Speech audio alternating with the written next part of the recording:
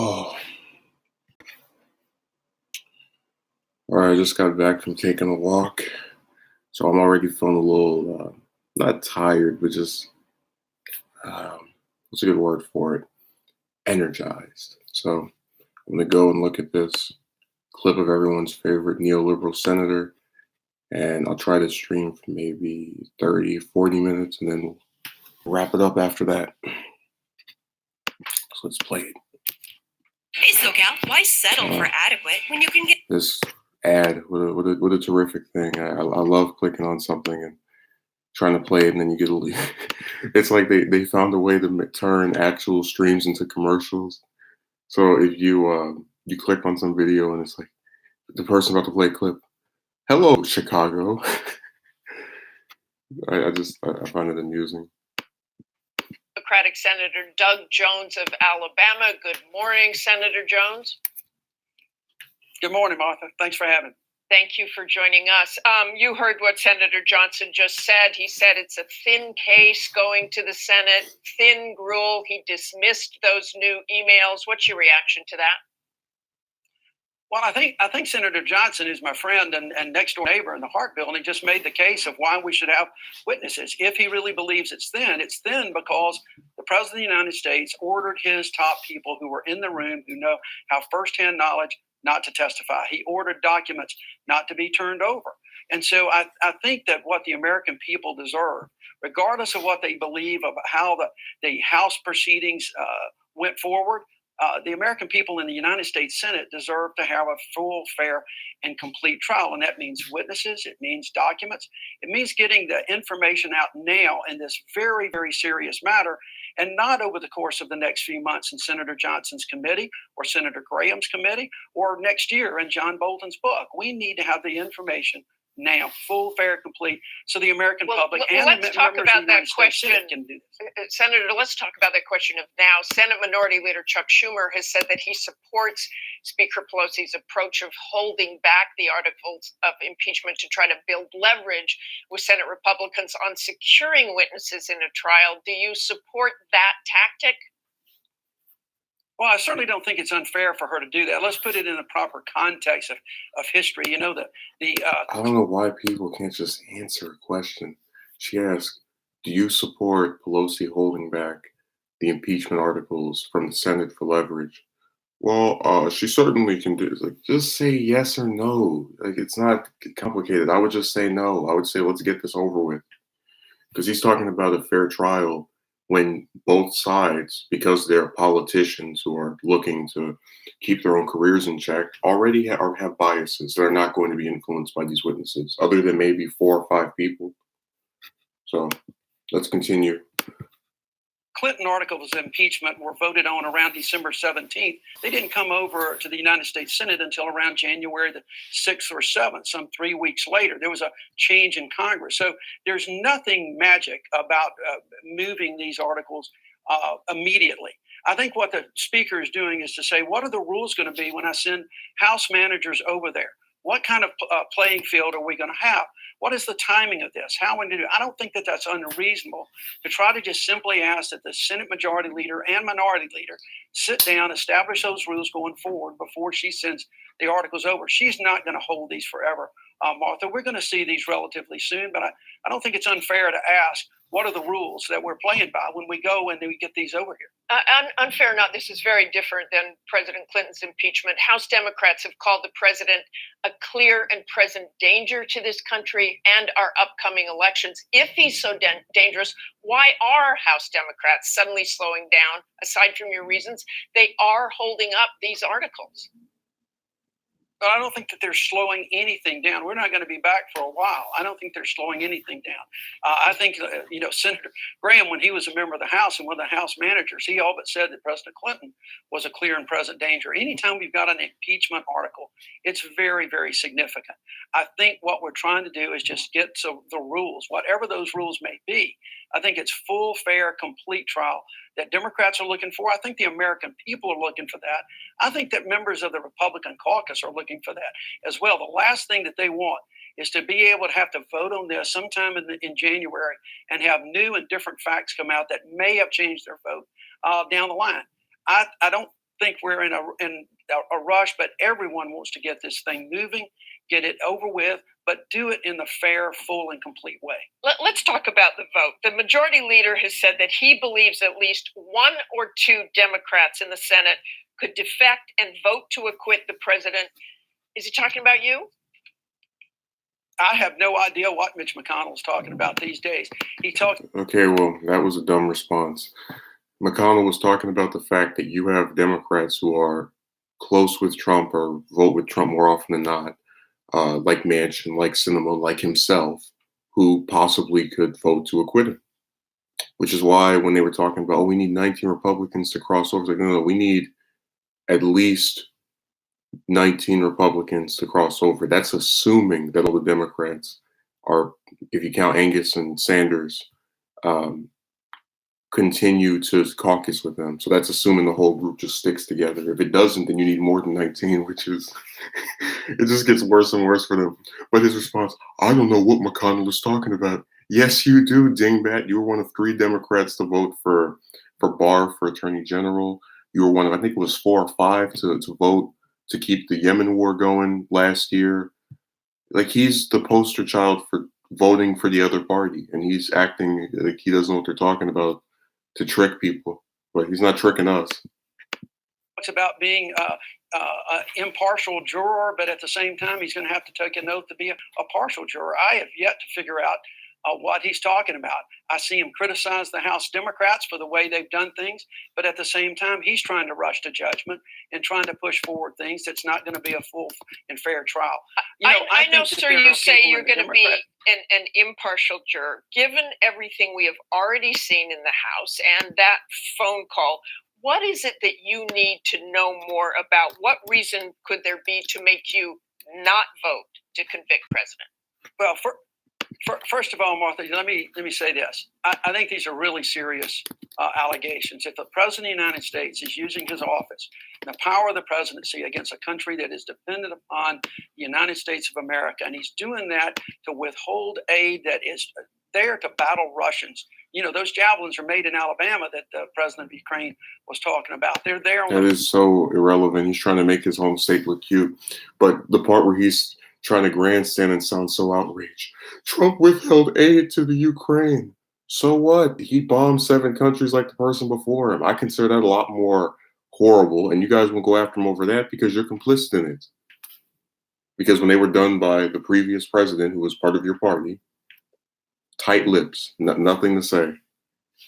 So they can't go after him for, actual war crimes, which, unlike a little stupid phone call, have lasting years-long repercussions on people's lives. But they don't care. It's almost over. Bear with me. The front lines against Russian aggression. If he's doing that just to get a political advantage for his own personal campaign, that is a serious, serious matter. What I'm trying to do, because quite frankly, I didn't sit in front of the TV set the entire time the last 2 or 3 months. I've been trying to read this. I'm trying to see if the dots get connected. If that is the case, then I think it's a serious matter. I think it's an impeachable matter. But if those dots aren't connected and there are other explanations that I think are consistent with innocence, I will go that way too. I've got to make sure that what I really want to see, though, is to fill in the gaps. There are gaps. Now, people can make up their mind with gaps in testimony, but I would like to see a full and complete picture. And we don't have that because the president has refused to have his people come and testify and deliver documents. He says the Senate's going to give him a fair trial and he wants these folks to testify.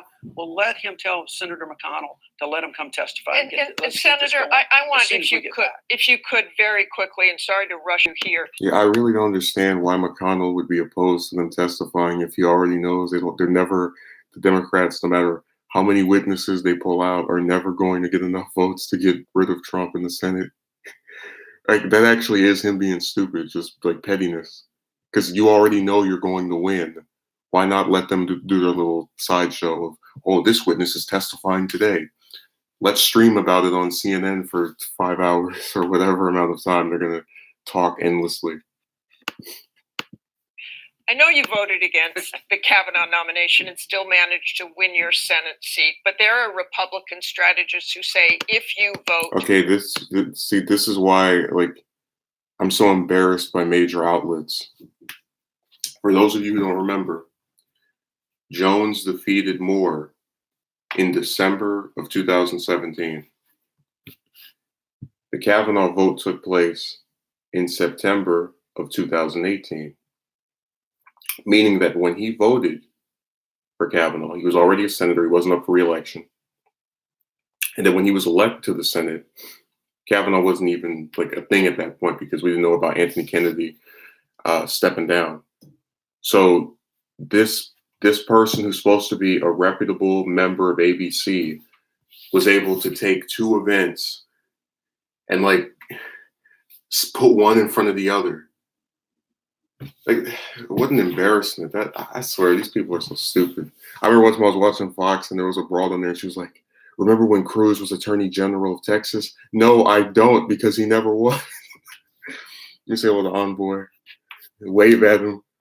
Yeah, I'm wrapping up this little clip of my favorite neoliberal red state senator. They were interviewing him about the impeachment, and he's actually pretty relevant to this because he's one of 3 Democrats in the Senate who could possibly vote to acquit Trump of all charges so they can keep their seat. So let me put this on. To impeach President Trump in your deeply red state, he basically signs his death warrant. Is that what you're doing there? Are you worried about that? Quickly, if you can. No, Martha. Let me tell you, I took an oath as a U.S. senator. I'm going to take another oath, and that's where my duty is. I think the problem that we've got in America today, and the problem we have sometimes, with all due respect, in the media, everyone wants to talk about this in the political terms and the political consequences term. This is a much more serious matter than that. This has to do with the future of the presidency and how we want our presidents to conduct themselves. It has all to do with the future of the Senate and how a Senate should handle impeachment, articles of impeachment that come over.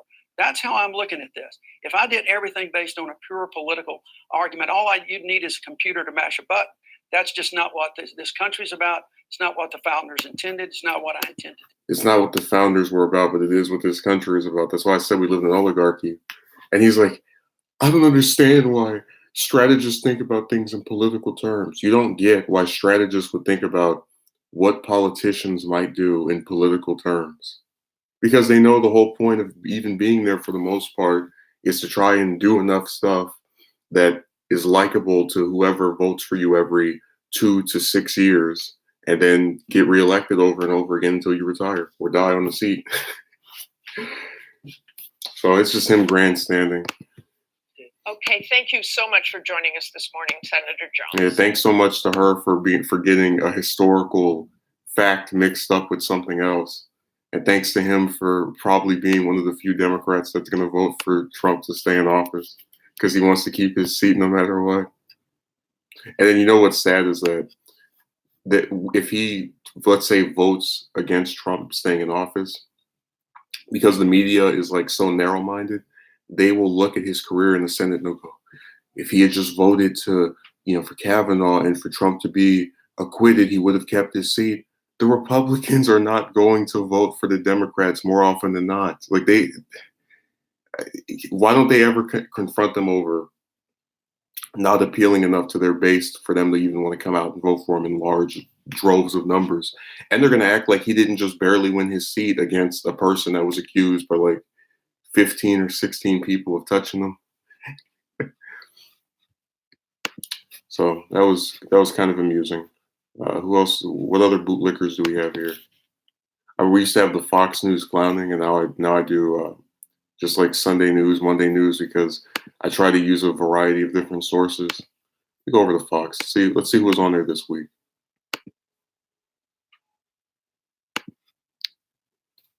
But yeah, that's why that Jones interview. Jones is just, he's a really fascinating character because he's a person whose entire Senate tenure is going to be defined as the only Democrat that's won a Senate seat in Alabama in the last, like basically since the invention of the cell phone.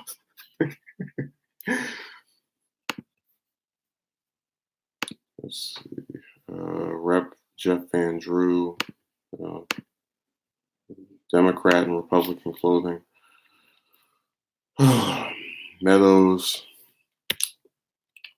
Ooh, they have Yang on here. I'm gonna have to make a separate upload about that. Go over there and download that clip. AG Barr on the Trump administration's initiative.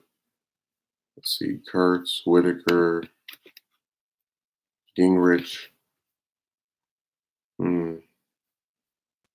Oh, they have Sessions talking about the impeachment. Let's play that. Everybody's favorite attorney general. But before that, we have to watch a stupid commercial of someone with a thing over their head as they record music. Decades in the United States Senate before becoming the country's attorney general. He's now running for Senate once again from the state of Alabama, from which he joins us tonight. Senator, thanks so much for coming on. What do you make of this? Why are Democrats suddenly telling us after all these years that they don't want to pass the articles on to the Senate? One reason may well be, Tucker, that they can imagine what it's going to be like on the floor of the Senate. I remember when the Clinton impeachment went forward and I was in the Senate. Lindsey Graham was a congressman and one of the presenters, the managers of the case. They laid out, based on a record in the House, a detailed prosecution, basically, of 3 separate felonies that Clinton had committed. And I believe they proved it beyond a reasonable doubt to a moral certainty. And I just can't imagine what would happen when you end up with one of these vague charges like abuse of power or obstruction of justice. This all could even be laughable. If they were going to back off, it would have been so much better for America had they done it before they voted this impeachment. That does damage to our country to weaken the moral authority and the constitutional requirements of impeachment. I just hate how, yeah, it is very thick. I just hate how they always do that same thing where if you're a Democrat, you're going to say how Trump ruined this, and if you're a Republican, you're going to say the Democrats are ruining blah, blah, blah, blah, blah. Like, it's the same speech, just through a different vessel and, like, on a different side. They bring up the sanctity of the nation and the long-term repercussions, and I can see why people get bored of this. Well, it's also confusing as heck, if I can say, and bizarre. So they spend 3 years shouting about this. We go through the whole rigmarole of passing these charges, in effect, and now they're telling us that they don't want to press them. So why did they do that? Wouldn't it have just been easier just to keep screeching and not go through the process of impeachment? Absolutely. I thought they might even do that. It came clear to me, and the articles of impeachment themselves prove there's not a basis for an impeachment here. It's just an absolute abuse. And why they didn't stop before they voted this way, I cannot imagine. They made it even worse by voting impeachment and now losing their nerve when they have to present the weak case. So you are running for Senate in Alabama, but as noted, you spent literally decades in the Senate, virtually everyone in it. So with the deep knowledge you have of the body, tell us how likely you think it is that if these charges make it to the Senate, the president will be convicted and removed. I think it's zero chance. It's so easy for Republicans to prove and establish, and they will in their speeches and in the record they produce, that this is not a justifiable impeachment. The American people need to fully understand this is not a justifiable impeachment. Abuse of power because the president made me angry is not a basis for impeachment. No, it's not. Abuse of power because the president made me angry. The reason I found what he said comedic is that he's like the Republicans are going to make sure that the American people know that Trump didn't do it. It's like, no, they're not. They don't need to do any of that. When we have the vote, all the Republicans are going to turn into one vessel of 52 or 53 people and vote to acquit Trump, and that'll be it. They don't, like, public opinion doesn't matter. Because the opinion of all those senators want to keep their position no matter what is, more dominant. But he was just making it sound like these skillful politicians are going to give these speeches that are going to move us all, and we're going to go, oh, I realize what the Democrats are trying to do. No, it's just going to be them voting to acquit him because of the reasons I mentioned. No one is going to remember. I don't think a single speech from this whole cycle will be remembered, except for maybe the one Amash gave about the Republicans, and that's only because he's now a historical figure. He's now one of the few independent members of Congress in all of history because he got so sick of his own party.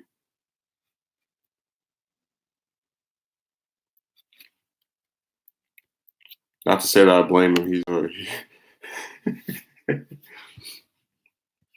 It just sucks that he's probably going to lose his seat next year because he was polling high, and that's why I said voters turn on people so quickly. It's really incredulous.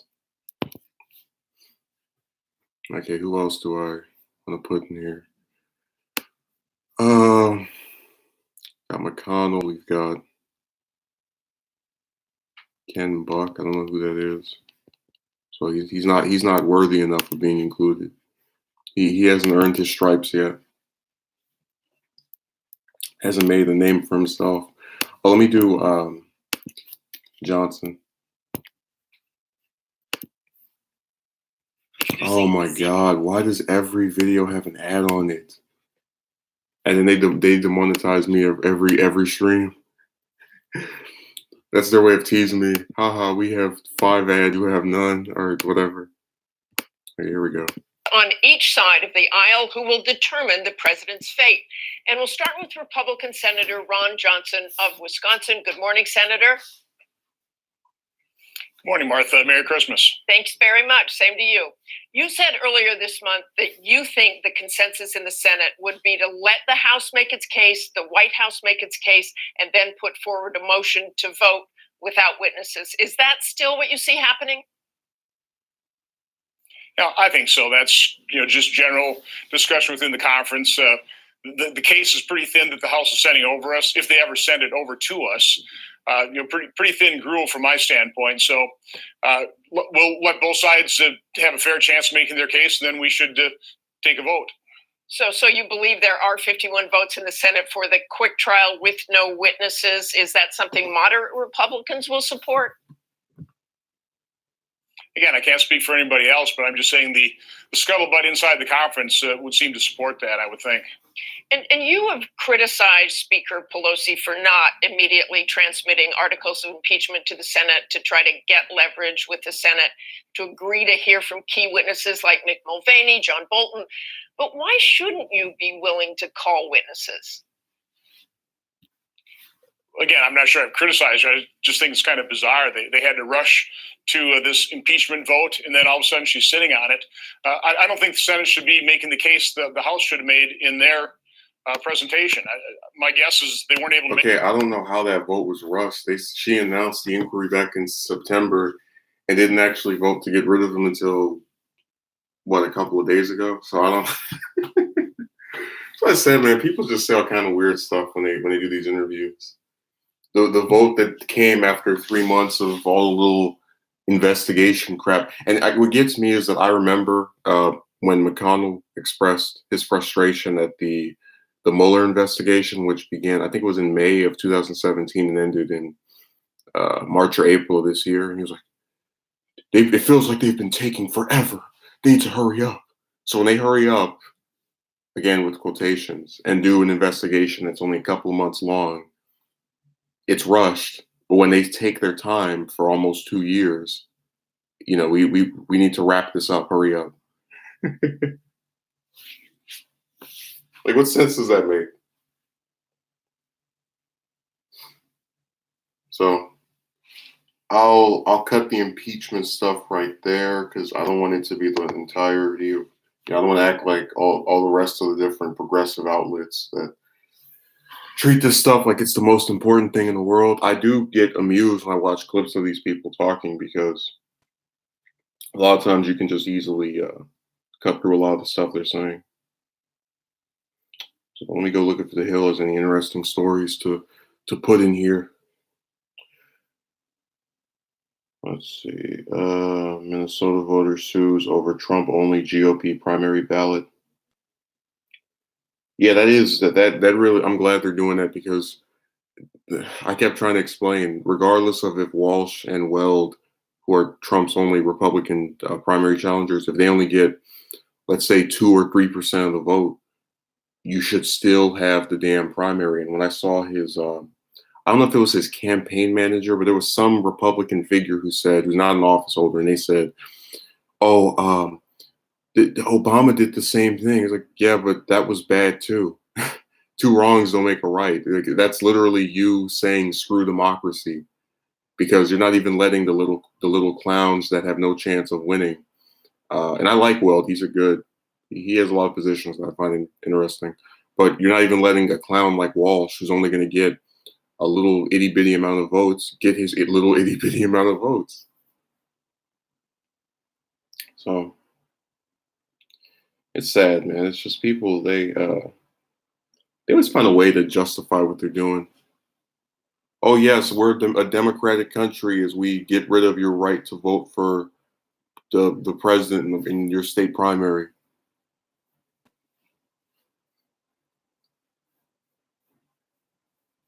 Yeah, so it's really screwed up. Mm. And they have some. Oh wow, Jesus! 13 people were injured when gunfire erupted at a memorial gathering early Sunday morning in Chicago's Inglewood neighborhood, according to the Chicago Tribune. Chicago Police Chief of Patrol Fred Waller said the victims were between 16 and 48 years old, and that 4 of them, including a 16-year-old boy, were in critical condition. Waller also said police were questioning 2 people of interest and had recovered a revolver from one of them. Jesus. I actually mentioned Chicago all the way at the beginning of the stream just as a joke in reference to these ads that play. I had no idea this had even happened. He said the shooting occurred at a party commemorating the birthday of Lionel Irvin, a 22-year-old man fatally shot by a concealed carry permit holder who said Irvin was attempting to carjack him in April. Waller said a dispute broke out during the gathering, leading to shots being fired and several people fleeing into the street from outside. Definitely, there was 2 different shooters, Waller told reporters. It looked like they were just shooting randomly at people as they exited the party. Attendees gathered outside the residence vented frustration at the outbreak of violence at the gathering by people who had not been invited. It was his birthday, and they were just celebrating a memorial for someone that passed away. And this is what they do. A 29-year-old woman who declined to give her name told the Tribune, "It's real effing sad. Your kid can't grow up. You can't do nothing. This is what our life is going to be about." So they had this memorial, and then a bunch of people were shot at the memorial.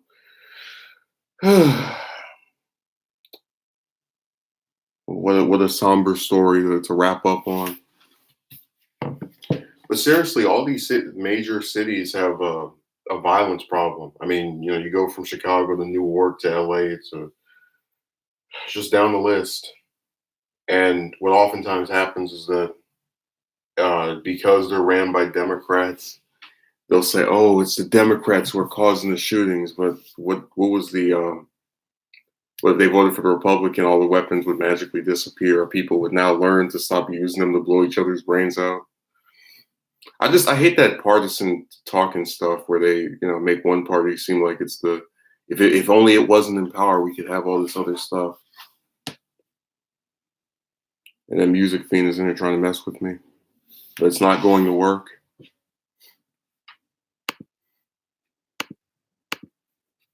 His efforts are futile.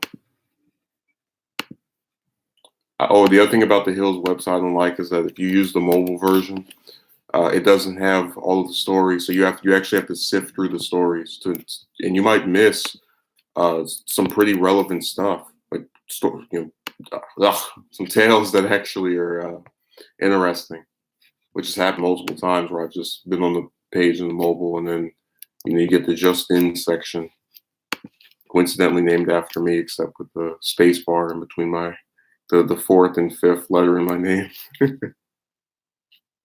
Ooh, Iran, see what they said.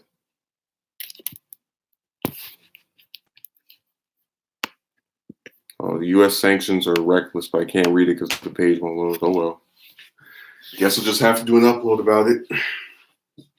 That'll be my one way of showing some relief. by every time a story doesn't come up or pop up immediately, they're just gonna just cut off the tab. We're not even gonna wait. We're gonna be so impatient and so ridiculous that we just might win a record. But yeah, this was mostly just impeachment stuff. No, people aren't. They're not interesting. Like right now, this Pence's chief of staff says he's confident Pelosi will yield on articles of impeachment. It's like every single person you can think of, they just asked them about this. It's the major, most important story, not the fact that we're bombing 7 countries year after year, not the fact that almost 80% of Americans live paycheck to paycheck, not the fact that, oh, there's a new study where I think by 2030, half of Americans are going to be overweight, and none of that stuff's of any importance. Nope, just keep blabbering on about impeachment. Not the fact that 30 million Americans don't have health insurance. Nope. So people are, they have their priorities screwed up, but it is what it is. Thank you for attending. I will do this tomorrow as well. As far as a time, I really don't know because we're supposed to be having these people come and move some stuff, but I'll see to it that I get it in at some point tomorrow. So thank you. Have a good rest of your Sunday, and enjoy your day.